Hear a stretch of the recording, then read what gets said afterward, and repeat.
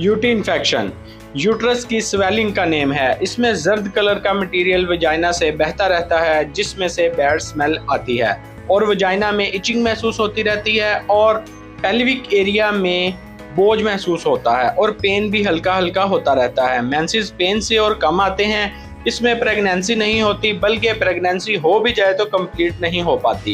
ये एलिमेंट अमूमन तौर पर उन लेडीज़ को होता है जो दौरान मेंसेस शावर ले लेती हैं और ठंडी चीज़ों का इस्तेमाल ज़्यादा करती हैं या गलत कारी करती हैं, सुजाकी मर्द से मिलाप करती हैं या जो बहुत ज़्यादा गर्म अशिया का इस्तेमाल करती हैं। इस इलाज में आप अपनी प्राइवेट पार्ट को नीट एंड क्लीन रख कर ही कर सकते हैं। गर्म और खुश्क अशिया का इस्तेमाल ना करें बल्कि ठंडी और डाययूरेटिक अद्वियात का इस्तेमाल करें।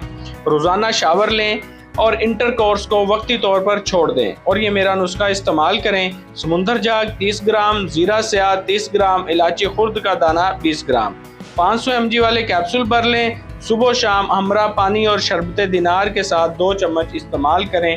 इंशाल्लाह ताला आपको यूट्रस का इन्फेक्शन जाता हुआ नज़र आएगा।